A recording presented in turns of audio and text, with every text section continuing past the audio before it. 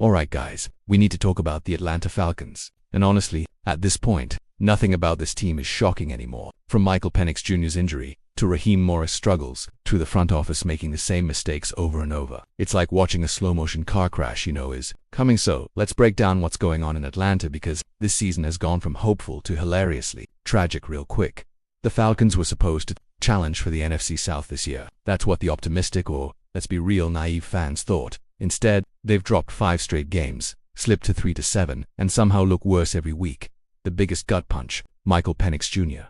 The rookie they drafted no 8 overall. The same guy who had a long injury history at Indiana is now out for the season with a left knee injury. No one wanted this, but let's be honest, it's not a shock. Scouts said his durability was a concern. Atlanta ignored it. Now they're paying for it. And behind him, Kirk Cousins, 37 years old, fresh off an Achilles tear, making absurd money, $180 million for 4 years. And how's he looked when he's come off the bench? Underwhelming, slow, turnover prone basically. The same guy who led the league in interceptions and fumbles last season, and this was their quarterback plan. And the defense, oh my gosh, they are pulling a classic Falcons move, disappearing completely when it matters most, especially against the run. We're talking long stretches where the defense might as well be a bunch of traffic cones. Special teams, a disaster zone. 2 kickers already gone. Parker Romo, who's been on 6 NFL teams, now Zane Gonzalez, who's been on 7. It's like they're running a kicker recycling program.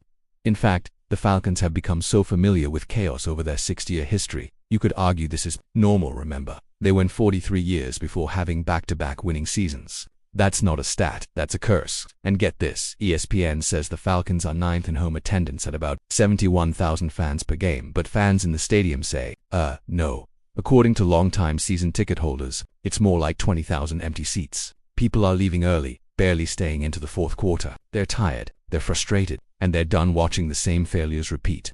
Now let's talk coaching. Raheem Morris. Man, fans were excited when he came back. They sold out their season tickets for the first time in 2 decades. But the results? He's now sitting at an overall 37% winning percentage as a head coach. With the Falcons specifically, he's 15-38. That's 39%. And historically, the only Falcons coach who was worse over multiple years was Marianne Campbell, and that was the 1970s and 80s.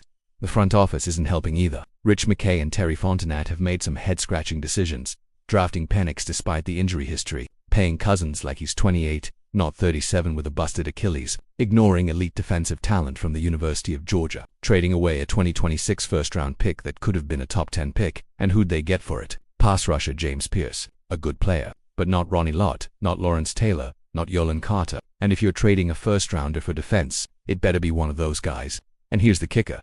The Falcons have one of the oldest rosters in the NFL, averaging 27.2 years, and they're 4th worst in salary cap space. So even if they want to rebuild, their hands are tied. The one bright spot, their fan base is loyal, even through this chaos. They sold out season tickets last year, but if things don't change soon, those empty seats at Mercedes-Benz Stadium are going to stay empty.